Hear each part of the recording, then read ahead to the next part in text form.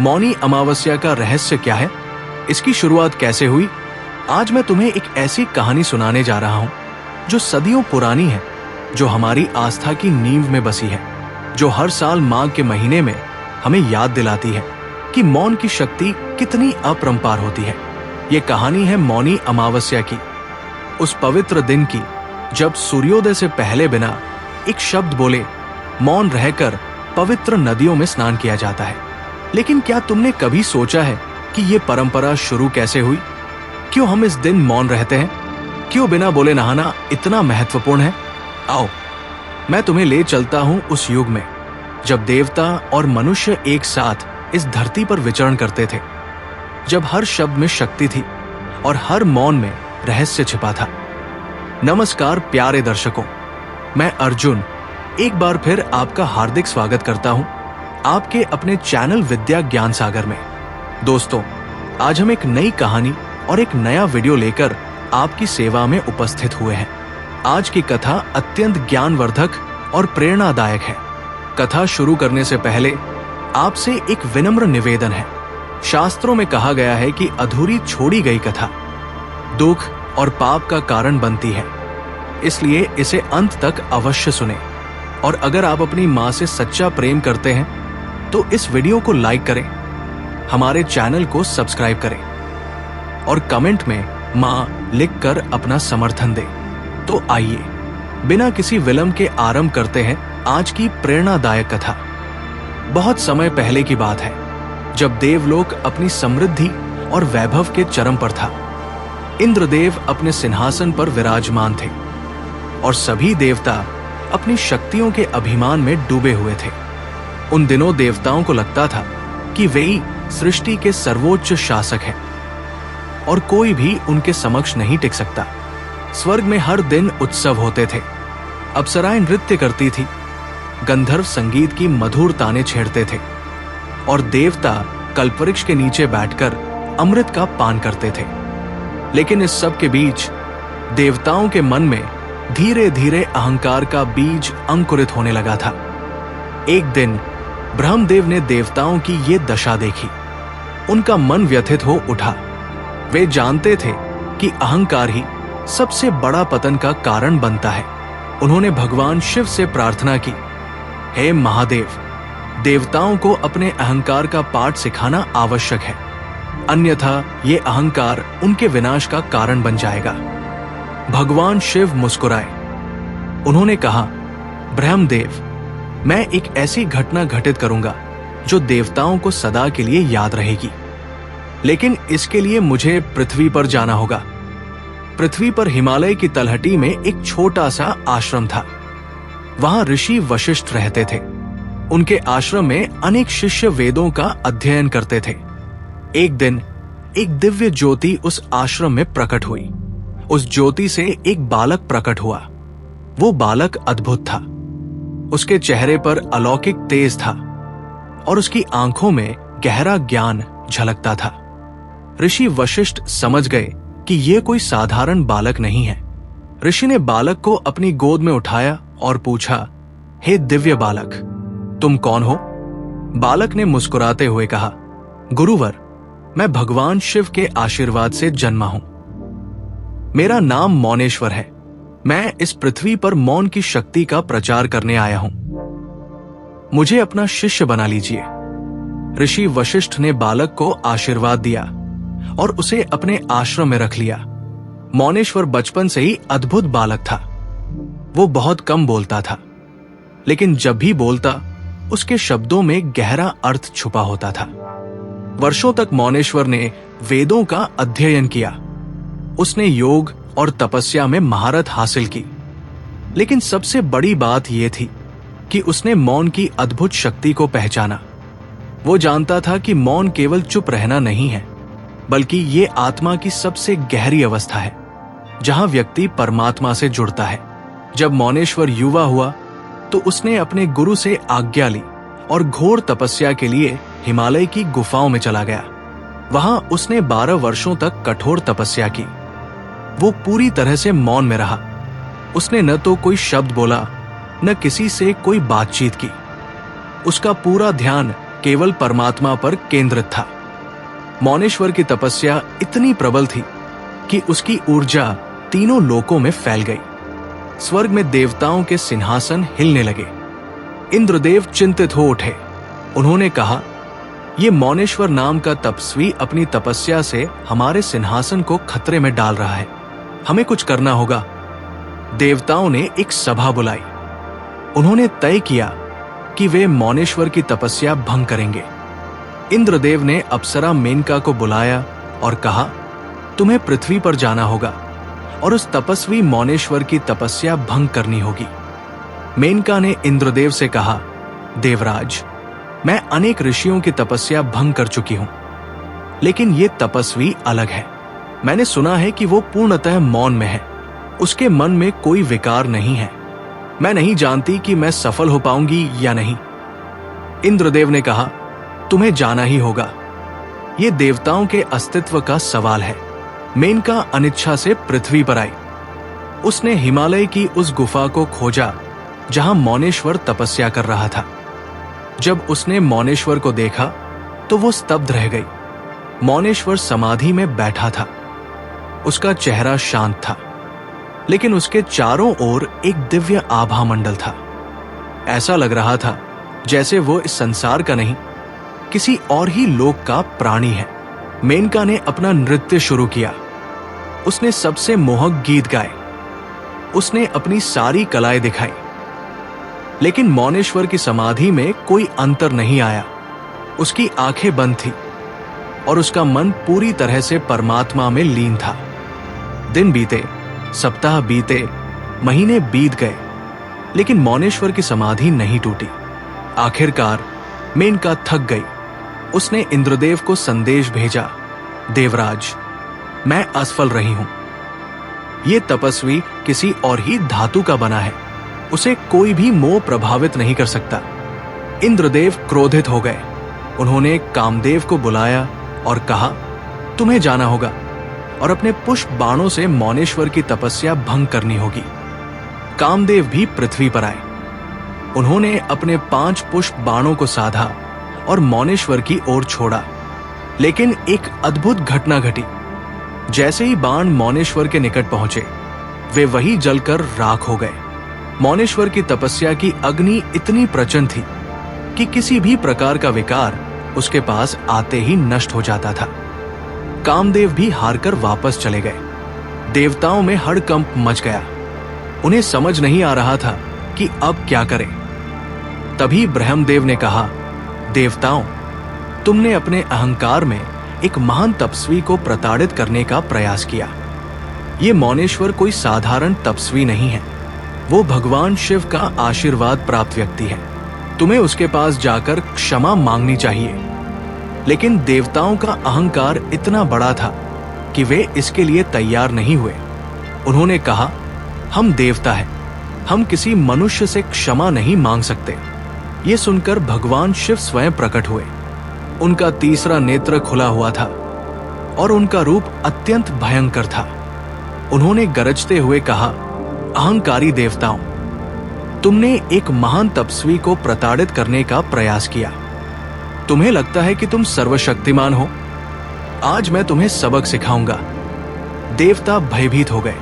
उन्होंने भगवान शिव से क्षमा मांगी और कहा, हे महादेव, हमसे भूल हो गई, कृपया हमें क्षमा करें। भगवान शिव ने कहा, क्षमा तो मैं कर दूंगा, लेकिन तुम्हें अपने अहंकार का फल भुगतना होगा। तुम सभी को पृथ्वी पर जाना होगा और मौनेश्वर से क्षमा मांगनी होगी। और हां, तुम्हें पूर्णतः मौन रहकर उनकी सेवा करनी होगी। तुम एक शब्द भी नहीं बोलोगे। देवताओं के पास कोई विकल्प नहीं था। वे सभी पृथ्वी पर उतरे और मौनेश्वर की गुफा की ओर चल पड़े। इंद्रदेव, अग्निदेव, वरुण देव, वायुदेव सभी वहां पहुंचे। जब मौनेश्वर ने अपनी समाधि तोड़ी तो उसने देखा कि देवता उसके सामने नतमस्तक खड़े हैं। वो समझ गया कि ये भगवान शिव की लीला है। मौनेश्वर ने मौन में ही देवताओं को आशीर्वाद दिया। देवताओं ने भी मौन रहकर उसकी सेवा शुरू की। इंद्रदेव ने गुफा की साफ सफाई की, अग्निदेव ने भोजन बनाया, वरुण देव ने जल लाया और वायुदेव ने गुफा को शीतल किया। ये सिलसिला 1 माह तक चला। इस पूरे समय में किसी भी देवता ने एक शब्द नहीं बोला। उन्होंने मौन की शक्ति को महसूस किया। उन्हें एहसास हुआ कि मौन में कितनी गहराई है, कितनी शांति है और कितना ज्ञान है। जब 1 माह पूरा हुआ तो मौनेश्वर ने पहली बार अपना मुख खोला। उनकी वाणी में अद्भुत शक्ति थी। उन्होंने कहा, देवताओं, तुमने मौन की शक्ति को पहचाना है। अहंकार मनुष्य का सबसे बड़ा शत्रु है। जब व्यक्ति अहंकार में डूब जाता है तो वो अपनी वास्तविकता भूल जाता है। मौन वह अवस्था है जहां अहंकार समाप्त हो जाता है और व्यक्ति अपने सच्चे स्वरूप को पहचानता है। देवताओं ने मौनेश्वर के चरणों में सिर झुकाया और क्षमा मांगी। उन्होंने कहा, हे महान तपस्वी, हमसे भूल हुई। हम अपने अहंकार में अंधे हो गए थे। आपने हमें जीवन का सबसे बड़ा पाठ सिखाया है। जब देवता वापस स्वर्ग जाने लगे तो भगवान शिव पुनः प्रकट हुए। उन्होंने कहा, देवताओं, तुमने मौन का पाठ सीखा है, लेकिन तुम्हारे इस अहंकार को सदा के लिए याद रखने के लिए एक चिन्ह होना चाहिए।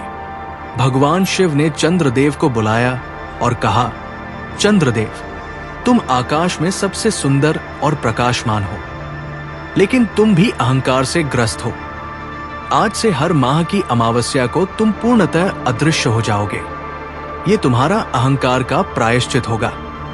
और जिस अमावस्या को तुम अदृश्य होगे, उस दिन मनुष्य मौन रहकर अपने अहंकार को नष्ट करेंगे। इस दिन को मौनी अमावस्या कहा जाएगा।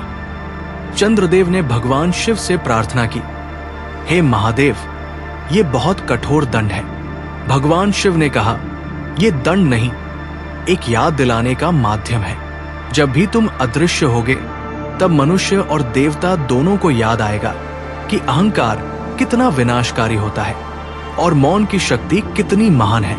चंद्रदेव ने सिर झुकाकर भगवान शिव की आज्ञा स्वीकार कर ली। देवताओं के जाने के बाद मौनेश्वर ने अपने शिष्यों को बुलाया। उन्होंने कहा, मेरे प्रिय शिष्यों, आज मैं तुम्हें मौन का सबसे बड़ा रहस्य बताता हूं। संसार में हर व्यक्ति बोलने में व्यस्त है। सभी अपनी बात कहना चाहते हैं, लेकिन कोई सुनना नहीं चाहता। इसी कारण संसार में इतना कलह है, इतना द्वेष है। हर अमावस्या को जब चंद्रमा अदृश्य हो जाता है, तब मनुष्य को मौन रहना चाहिए। उस दिन उसे अपने भीतर झांकना चाहिए। उसे अपने कर्मों का हिसाब करना चाहिए। उसे अपने अहंकार को त्यागना चाहिए। ये दिन आत्मशुद्धि का दिन है, आत्मचिंतन का दिन है। शिष्यों ने पूछा, गुरुदेव, क्या मौन रहने से सचमुच मनुष्य का कल्याण हो सकता है? मौनेश्वर मुस्कुराए और बोले, मेरे प्रिय शिष्यों, मैंने 12 वर्षों तक मौन की साधना की। उस मौन में मुझे वो सब कुछ मिला जो संसार की सारी वाणी नहीं दे सकती थी। मुझे शांति मिली, ज्ञान मिला और सबसे बड़ी बात, मुझे परमात्मा का साक्षात्कार हुआ। मौन वो सीढ़ी है जो मनुष्य को परमात्मा तक ले जाती है। अब मैं तुम्हें बताता हूं कि मौनी अमावस्या का व्रत कैसे किया जाए। पहला नियम है संकल्प। पहले दिन से ही मन में संकल्प करो कि मैं मौनी अमावस्या को पूर्ण मौन में रहूंगा। संकल्प बहुत शक्तिशाली होता है। जब तुम संकल्प करते हो तो तुम्हारा पूरा अस्तित्व उस दिशा में चलने लगता है। दूसरा नियम है तैयारी। मौनी अमावस्या से एक दिन पहले सात्विक भोजन करो। मांस, मदिरा, तामसिक भोजन से दूर रहो। अपने मन को शुद्ध करो। क्रोध, लोभ, मोह से दूर रहो। तीसरा नियम है मौन का पालन। अमावस्या की शाम से ही मौन शुरू कर दो। रात भर मौन में रहो। सुबह सूर्योदय से पहले उठो और बिना कुछ बोले नदी की ओर निकल जाओ। चौथा नियम है पवित्र स्नान। नदी में प्रवेश करते समय मन में प्रार्थना करो, हे पवित्र जल, मेरे सारे पापों को धो दो, मेरे मन को शुद्ध कर दो। 3 बार डुबकी लगाओ। हर डुबकी के साथ महसूस करो कि तुम्हारे पाप धुल रहे हैं। 5वां नियम है दान। स्नान के बाद अपनी सामर्थ्य के अनुसार दान करो। गरीबों को भोजन दो, वस्त्र दो। दान से मन की शुद्धि होती है। छठा नियम है मौन का समापन। सूर्योदय के बाद ही मौन तोड़ो और पहला शब्द कोई पवित्र शब्द हो, ओम, राम, हरि या कोई मंत्र। अब मैं तुम्हें गंगा के रहस्य के बारे में बताता हूं। क्यों हमारे ऋषियों ने गंगा को इतना पवित्र माना? क्यों हर पर्व, हर व्रत पर गंगा स्नान का विधान है? गंगा केवल एक नदी नहीं है, ये एक ऊर्जा है। ये भगीरथ की तपस्या का फल है। ये शिव की जटाओं का प्रसाद है। गंगा में वो शक्ति है जो पापों को धोती है, जो मन को शुद्ध करती है, जो आत्मा को मुक्ति देती है। जब तुम गंगा में स्नान करते हो तो तुम केवल शरीर को नहीं धोते, तुम अपने संस्कारों को धोते हो। तुम अपने पिछले जन्मों के कर्मों को धोते हो। तुम अपनी नकारात्मकता को धोते हो। और जब यह स्नान मौन में होता है तो उसकी शक्ति कई गुना बढ़ जाती है, क्योंकि तब तुम्हारा पूरा ध्यान उस पवित्र कर्म पर होता है। तुम्हारे मन में कोई और विचार नहीं होता, बस एक ही भावना होती है, शुद्धि की, मुक्ति की। मौनी अमावस्या का एक और विशेष महत्व है। इस दिन पितरों का तर्पण किया जाता है। अमावस्या पितरों का दिन है। इस दिन हमारे पूर्वज हमारे पास आते हैं। जब हम मौन में रहकर पवित्र जल में स्नान करते हैं और पितरों का तर्पण करते हैं तो हमारे पितरों को भी शांति मिलती है, उन्हें भी मुक्ति का मार्ग मिलता है।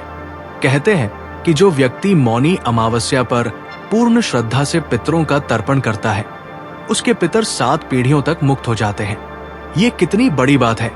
एक दिन के मौन से, एक दिन की साधना से 7 पीढ़ियों की मुक्ति।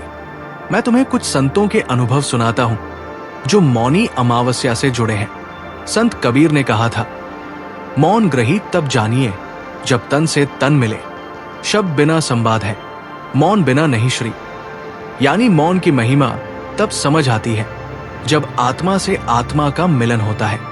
बिना शब्द के भी संवाद हो सकता है, लेकिन बिना मौन के कोई श्री नहीं है। मीराबाई ने कहा था, मौन रहियो मेरो मन माधो, शब्द ना कोई बोलूं, बस प्रेम में डूबू साधो।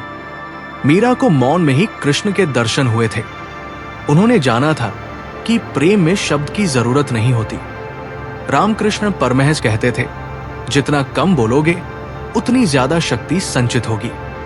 मौन बहुत बड़ी तपस्या है। वे खुद घंटों मौन में रहते थे। रमन महर्षि तो पूरे पूरे दिन मौन में रहते थे। उनका कहना था, मौन सबसे शक्तिशाली उपदेश है। गुरु मौन में ही सबसे ज्यादा सिखाता है। ये सभी महान संत मौन के महत्व को जानते थे और उन सब ने मौनी अमावस्या को विशेष महत्व दिया। मौनी अमावस्या का स्त्रियों के लिए विशेष महत्व है। कहते हैं कि जो स्त्री मौनी अमावस्या का व्रत करती है, उसके परिवार में सुख शांति आती है, उसके पति की आयु बढ़ती है और उसके बच्चे स्वस्थ और बुद्धिमान होते हैं। मौनी अमावस्या पर जब स्त्री मौन रहती है तो उसका मन शांत होता है, उसकी चिंताएं कम होती हैं और ये शांति परिवार के हर सदस्य को प्रभावित करती है। इसलिए कहा जाता है कि अगर घर की स्त्री मौनी अमावस्या का व्रत करे तो पूरे घर में सकारात्मक ऊर्जा का संचार होता है। मौनी अमावस्या का ये रहस्य सदियों से चला आ रहा है और युगों तक चलता रहेगा। हर अमावस्या को जब चंद्रमा अदृश्य होता है तो वो हमें याद दिलाता है कि हमें भी अपने अहंकार को अदृश्य करना है। भगवान शिव की ये लीला, मौनेश्वर का ये त्याग और देवताओं की ये शिक्षा सदा के लिए हमारे हृदय में अंकित रहे और हम सब मिलकर मौनी अमावस्या के इस पावन दिन को मनाते रहें, न केवल एक परंपरा के रूप में बल्कि एक आध्यात्मिक साधना के रूप में, क्योंकि अंत में यही सत्य है, मौन में ही परमात्मा है, मौन में ही शांति है, मौन में ही मुक्ति है। शांति शांति शांति।